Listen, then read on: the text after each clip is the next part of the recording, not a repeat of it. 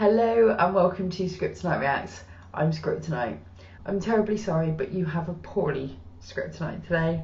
I have a cold this week, but I really need to get this reaction done because I'm away next week and I'm already a little concerned that we might not be able to get enough videos done in time, so I apologise in advance if there's a drop in service. It might be that the following week I post on a Wednesday and Friday or something like that to just give myself more time to do the second reaction, but I'm just about well enough to do this reaction today. I'll try and edit as best I can around the sniffles and the blowing of my nose and the clearing of my throat, but I'll just apologise in advance for any of that gets in.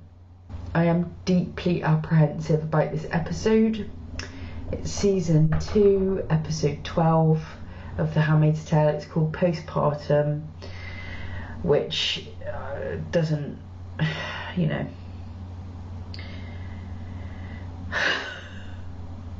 honestly, I remain traumatised from episode 10 still to now. It really got me, like it hit me on a deep level. It's that kind of an episode where you know it will never leave you, ever. But then we had 11, and 11 was it was an incredibly well done episode, and Elizabeth Moss managed to carry the episode virtually on her own. You know, we had a very short stint, but a very powerful stint from Serena and Fred, who I just remain so angry at them. I've actually today, as I'm filming this, on the same day that you guys are watching my reaction to episode 10, so you're all up in arms in the comment section about that horrific rape scene,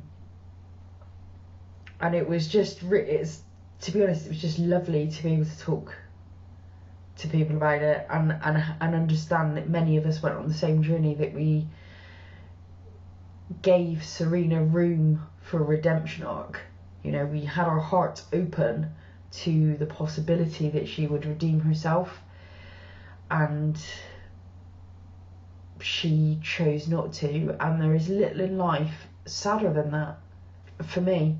I hate people suffering, but something I find personally affects me deeply emotionally is when someone has the chance to move from a negative force in the world to a positive force in the world, and they choose to remain a negative force, mostly because I just don't understand it. Like I understand it like at a theoretical level, but I'm a person who can never understand why anyone wouldn't pick the courageous choice in a situation, because then you get to know yourself as someone who makes courageous choices.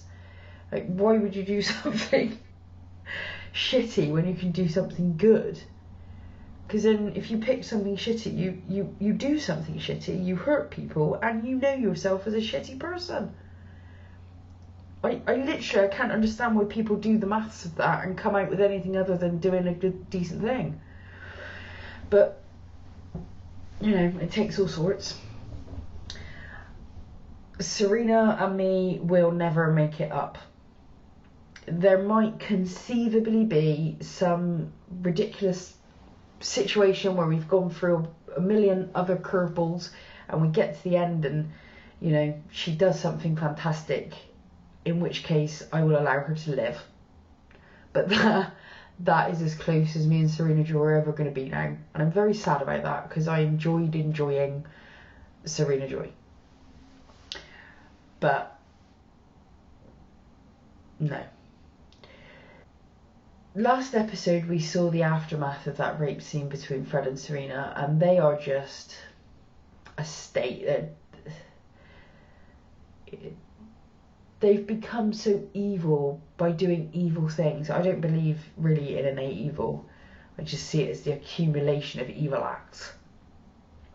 And you can see how it's changing them and changing their relationship, and really it's destroying them from the inside out as well. They're husks of their former selves, and for two incredibly good looking people, they genuinely looked ugly to me in those scenes. I saw ugliness, and June had the opportunity to shoot them which unfortunately she didn't take. I can confidently tell you I would have taken that shot.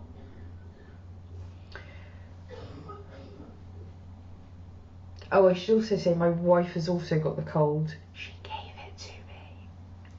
So if you hear coughing in the background, you might have heard it in the couple of last videos as well. That's my poor wife suffering away in the bedroom with a box full of tissues and a sad face. So, and the whole episode was basically, I thought the whole episode was about an escape. And actually what the whole episode was about was birth. And we saw Hannah get born, we saw Holly get born, and we saw why June named her Holly was because it was her mum's name. And I really think that montage of the different labours is one of the best uses of montage I think I've seen. That was spellbinding, and it building up to June actually delivering Holly, which just you've seen. It was so emotional. I really see how with a lesser actor, lesser cinematography, that could have been a really dull episode. It's just one woman running around the house, failing at things, basically, for 50 minutes. But the way that they told the story, and the tension, and it kind of, the pace would accelerate and then slow down, and then accelerate and slow down. It was an incredible episode. I was really pleased with it, even though it delivered me almost none of what I wanted. It was really good. So with all that said, I can't dodge it any longer. I need to watch this next episode.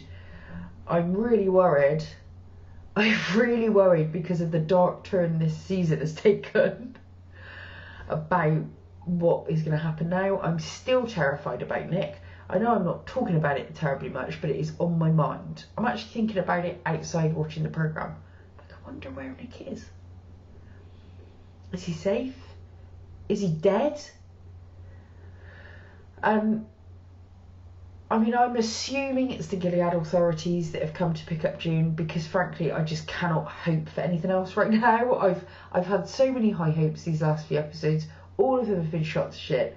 So I'm abandoning hope just for the moment, just so I can get through a couple of episodes without feeling my soul crushed into tiny pieces. And on that note, it's time to get into season 2, episode 12, Postpartum. Let's have at it. Here we go. Oh, look at that little baby. Oh, Jesus.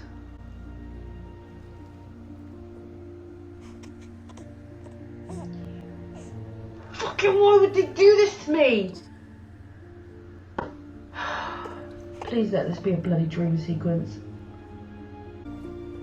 I hope this is a dream sequence. Let this be a dream sequence. It's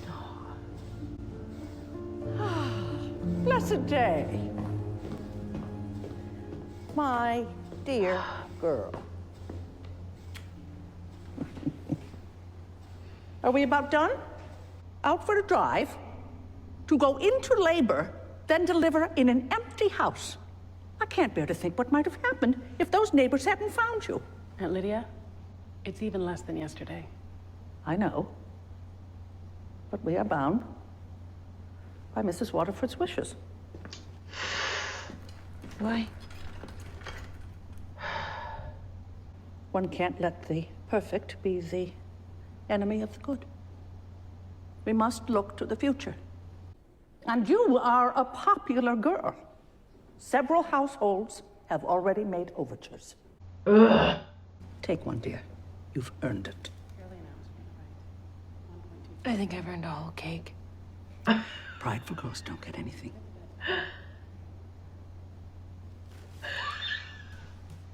Thank you. June. She is so resilient. Praise fucking be. Oh, I love you, June. Here's the real hero. There was a misunderstanding with some overzealous guardians, but Nick protected our child. We'll let you get settled. Praise be. Praise be. Under his eye. Okay. Everybody's fine. Everybody's fine. We always look out for each other. Don't we? Yes, sir. God, I hate him. The future's things are gonna happen for you. There's a hook for that. Just there. Perfect.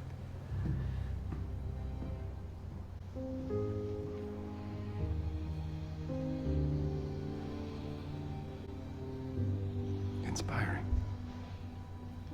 Isn't it? Praise be. Pause. Burn that house. I want to burn that house down. I want to take the nice people out and I want to burn the house down with all of it.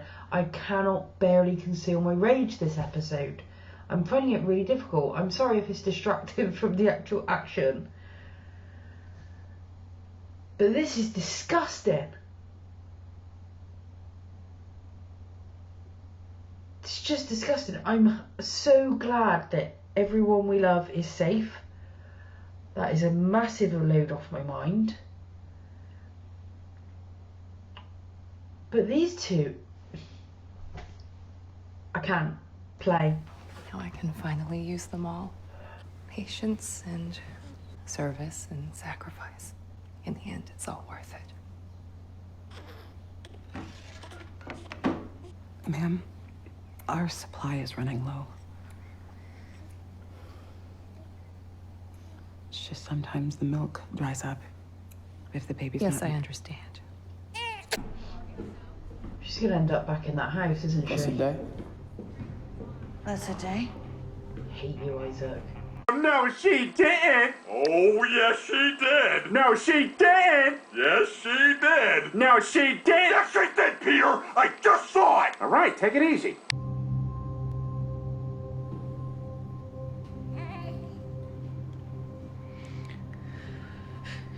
Did you even give a shit about how this would affect her emotionally?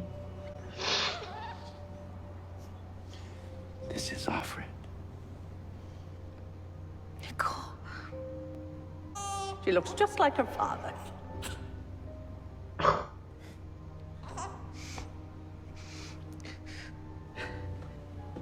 Oh, this is God's way, dear. Yes, well, that did the trick. Wait. If you keep the infant separate from the source, we're going to have to repeat this whole process. I appreciate your insight. But might it be more efficient if Offred were to pump for the baby at home? You'd like to be of service, wouldn't you, Offred? My God, Aunt Lydia's coming in clutch in this one.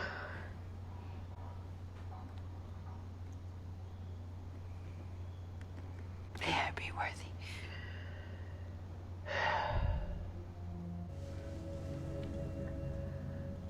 It's like Groundhog Day. Like...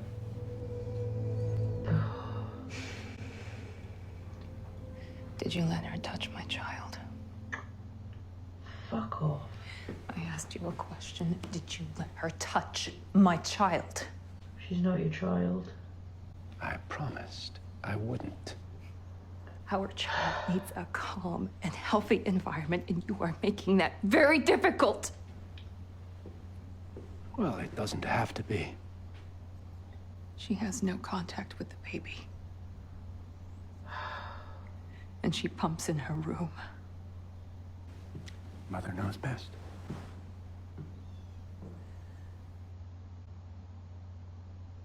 I just... Ugh! You're running out of chances. You must behave. Commander Lawrence is a very brilliant, very important man. He's considered the architect of Gilead's economy. I'm wondering why such an important, brilliant man would take in such a shitty handmaid.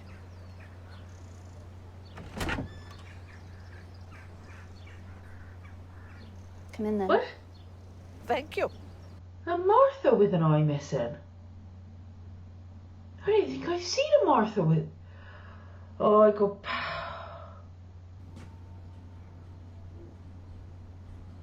What? Wait here. Shit. God damn it. This is different. It's from the West Wing. Blessed be the fruit. May the Lord open. Super.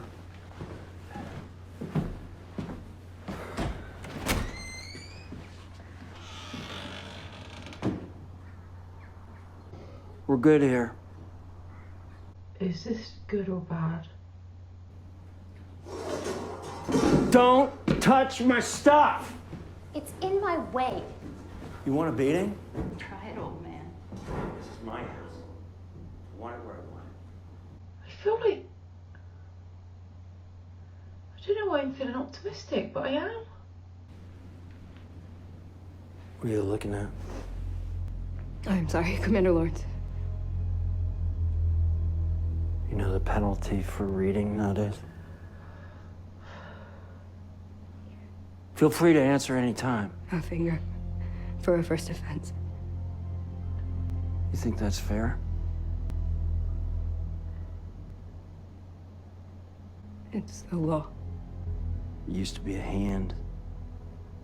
Back in the good old days.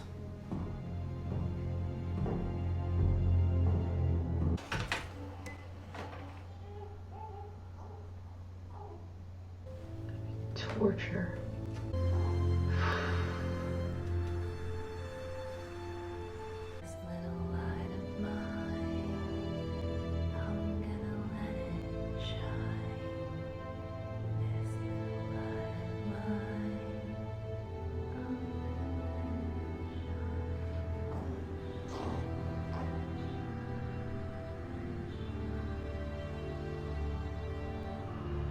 We will get that baby back, June. We will get that baby back. What if you had that chance? For love and the baby.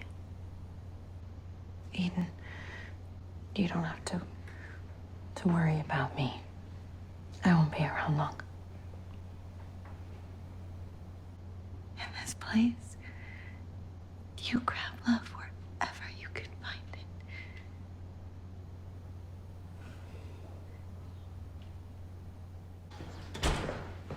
See Eden around? I don't have enough to do. I have to keep tabs on your wife now. I haven't seen her today. She was gone when I woke up this morning. Maybe she went to the mall. I heard there was a sale at Old Navy.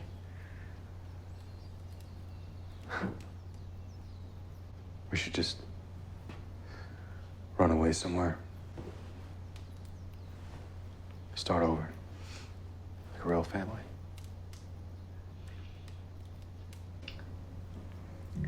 Holly. That's what I want to name her. After my mom. I mean, if that's okay. Holly. That sounds right. Yeah. Nick! Sir. Guardian Isaac, he's not at his post. I'll take care of it. Really? He never showed up for his shift this morning.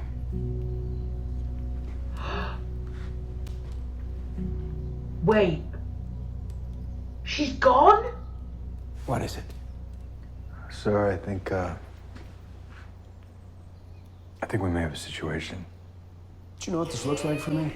Please. I gave her the opportunity to elevate herself To be a wife, a mother, to be associated with the Waterford name. Fred, we can't be sure that she ran off with him. Eden is a good, pious girl. A married woman swept up in her own selfish lust. That is enough. I will not have this kind of rancor around my child. You go do what you need to do to find that girl, but you leave me out of it. Marbles, I have to say, I'm with June on this. I think Eden should have run away with Isaac. Good on her. Good on Isaac. I hope they've made it far away and that they're happy. And frankly, I'm pleased that she's gone. I never have to watch another scene where she is breaking her heart because she's stuck in a loveless marriage with a man who's in love with someone else. Good. Great. My only concern now is that she's going to end up hung from something, in which case I'm going to be a babbling mess again. But we'll cross that bridge when we come to it. It was really amazing seeing Fred's reaction then, and to see how this would actually impact his status, because he's now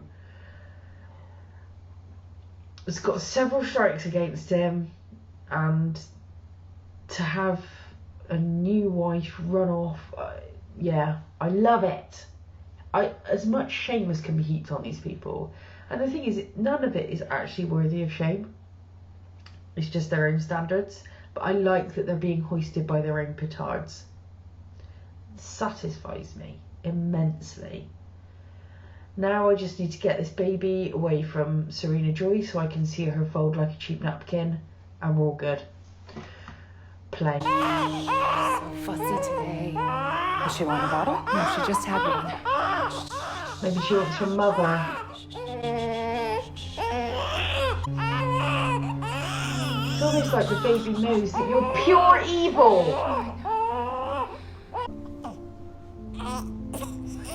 Completely fucking mad. You don't have any milk.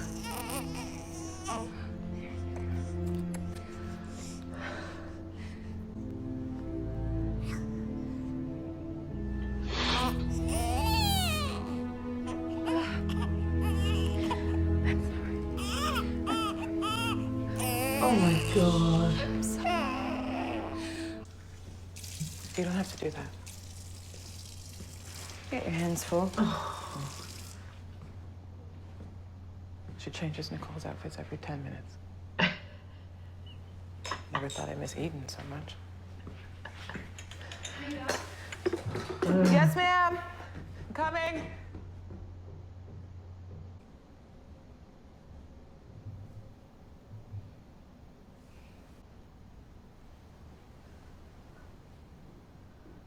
You're working late? Wasted time dealing with that slut. Nick's wife. She won't get far. Well, I hope she's all right. Where were you hiding when we searched in that house?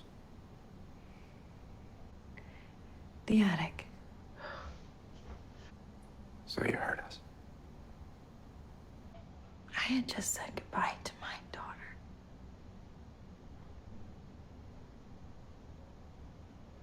And you know what? I wanted to spend some more time with my baby before she was born. It's what you wanted, isn't it? It's what you asked for. Oh, he is unbelievable. I made it happen.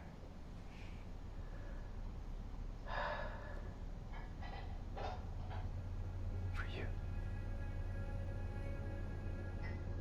Oh.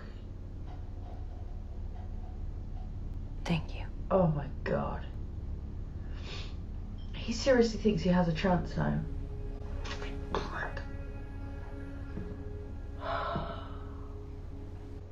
Is that all the thanks I get? We could play Scrabble sometime.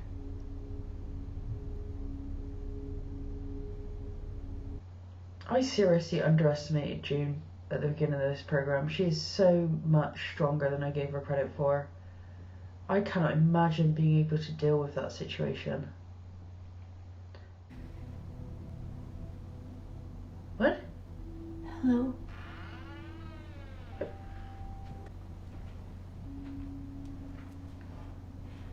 Who are you? I'm Joseph. Your real name? Emily. Don't tell Joseph that I came in. He doesn't like it when I talk to the girls. Yes, ma'am. He did something terrible. Terrible? He came up with the whole thing. With what? The colonies. He planned everything. He figured it all out. And I said, real people are digging up that dirt, and it's poison. It's poison. Please, please. Okay! Oh my god. They don't look like two people who are ready to bring up a child.